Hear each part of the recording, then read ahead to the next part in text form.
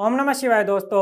जैसा कि आप सबने लास्ट वीडियो में देखा था कि हमने पार्ट 1 में किडनी फेलियर के कॉजेज डिस्कस करे थे। आज की वीडियो में हम डिस्कस करने वाले हैं कि किडनी के फंक्शन क्या होते हैं और उन फंक्शन के डिक्लाइन होने की वजह से किस प्रकार की दिक्कतें आती हैं, कैसे उन दिक्कतों में आराम पाया जा सकता है। किडनी का सबसे बड़ा और सबसे मुख्य फंक्शन होता है शरीर में से बढ़े हुए टॉक्सिन को, बढ़े हुए वेस्ट को बाहर निकालना।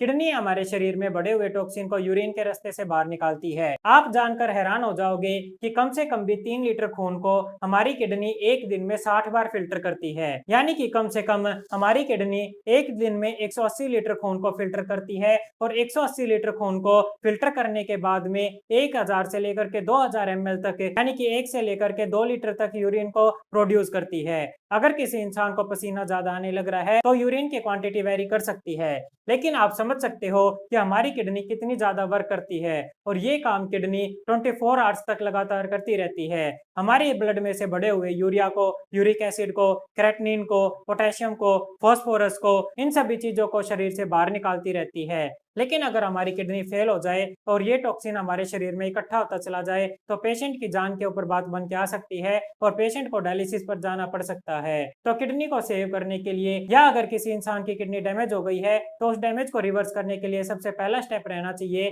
कि जितना डैमेज हो गया है उस डैमेज को रिवर्स करने के लिए किडनी को रेस्ट दिया जाए और शरीर के अंदर और ज्यादा टॉक्सिन ना डाला जाए और एक हेल्दी और प्रॉपर डाइट चार्ट को बनवा करके उसको फॉलो किया जाए। दूसरा किडनी का सबसे महत्वपूर्ण काम होता है ब्लड प्रेशर को रेगुलेट करना।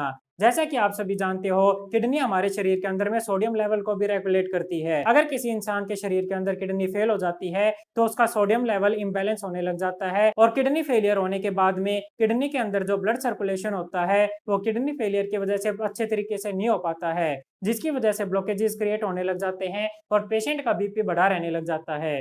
तीसरा और मुख्य किडनी का कारण होता है वो होता है बोन्स को स्ट्रेंथ देना। बहुत ही कम लोग इस बारे में जानते हैं कि किडनी हमारे शरीर को ताकत देने का भी काम करती है। क्या आप सबको पता है कि विटामिन डी हमारे शरीर में कैल्शियम को और फास्फोरस को एब्जॉर्ब करने का काम करता है, लेकिन ये विटामिन डी अपना काम तब तक नहीं कर सकता जब तक विटामिन डी शरीर में एक्टिव फॉर्म में ना हो। विटामिन डी जब हमारे शरीर में सनलाइट की सहायता से, डाइट की सहायता से जाता है तो वो इनएक्टिव फॉर्म में होता है। उस विटामिन डी को एक्टिव फॉर्म में कन्वर्ट करने का काम हमारी किडनी का होता है। यानी कि अगर हमारी किडनी खराब हो गई है तो विटामिन डी एक्टिव फॉर्म में कन्वर्ट नहीं हो पाएगा, जिसकी वजह से विटामिन डी कैल्शियम और फास्फोरस को एब्जॉर्ब करने में सहायता नहीं कर पाएगा और इसी कारण की वजह से किडनी फेलियर पेशेंट के शरीर में कैल्शियम की कमी होती चली जाती है, उसकी मसल्स और उसकी बोन्स कमजोर होती चली जाती हैं। इसके बाद आप सब जानकर हैरान हो जाओगे कि किडनी का मुख्य कारण आरबीसी, रेड ब्लड सेल्स को क्रिएट करने में सहायता करना भी होता है। अगर किसी इंसान की किडनी फेल हो गई है तो उस इंसान का हीमोग्लोबिन डाउन होने लग जाता है। सीकेडी की स्टेज 1 और 2 में हीमोग्लोबिन जल्दी से डाउन नहीं होता है, लेकिन सीकेडी की जैसे जैसे स्टेज प्रोग्रेस करती जाती है किडनी अपना रेड ब्लड सेल्स की क्रिएशन में सहायता करने का काम करने की कैपेसिटी को खोने लग जाती है, जिसकी वजह से पेशेंट का हीमोग्लोबिन डाउन होता चला जाता है। किडनी फेलियर का एक मुख्य कारण ब्लड में पीएच को मेंटेन करके भी रखना होता है। आप सभी जानते हो कि इंसान का शरीर ज्यादातर एल्कलाइन रहने की कोशिश करता है। जितना ज्यादा शरीर एल्कलाइन होगा उतना ज्यादा शरीर में डिजीजेस नहीं होंगी, लेकिन शरीर को एल्कलाइन बना करके रखने का, पीएच लेवल को मेंटेन करके रखने का काम हमारी किडनी करती है। अगर किसी इंसान की किडनी फेल होने लग जाती है तो उस इंसान के ब्लड के अंदर में एसिडिटी बढ़ने लग जाती है। इसको मेटाबॉलिक एसिडोसिस भी कहते हैं। आप ये सोचिए कि अगर आपका ब्लड एसिडिक हो जाएगा तो क्या होगा। अगर आपका ब्लड एसिडिक हो जाता है तो ना केवल आपकी किडनी फेल होने की स्पीड बढ़ जाती है बल्कि आपके बाकी के ऑर्गन्स भी इफेक्ट होने लग जाते हैं और आपको मल्टीपल ऑर्गन फेलियर होने लग जाता है। तो अब आप सभी ये समझ चुके होंगे कि हमारी किडनी के कितने इंपॉर्टेंट फंक्शंस होते हैं और अगर हमारी किडनी काम करना बंद कर दे तो ना केवल हमारे शरीर में वेस्ट बढ़ने लगेगा, हमारा यूरिन आउटपुट बंद होने लगेगा या कम होने लगेगा, हमारा बीपी बढ़ा रहने लगेगा, शरीर की हड्डियां कमजोर होने लगेंगी, शरीर में खून की कमी होने लगेगी, शरीर के अंदर एसिडिटी बढ़ने लगेगी,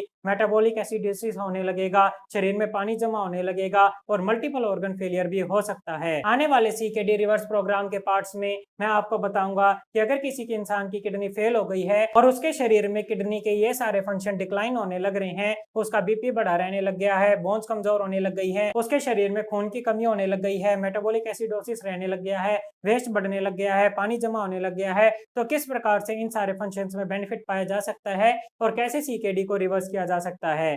तो उन सभी वीडियोस को प्राप्त करने के लिए मेरे चैनल को सब्सक्राइब कर लीजिएगा और बेल आइकन का बटन दबा लीजिएगा। इस वीडियो को आखिर तक देखने के लिए धन्यवाद। इस प्रकार के वीडियोस देखने के लिए चैनल को सब्सक्राइब करें और अगर मेरी सहायता करना चाहते हो तो इन वीडियोस को शेयर जरूर करें। Thank you very much. Have a nice day. ओम नमः शिवाय।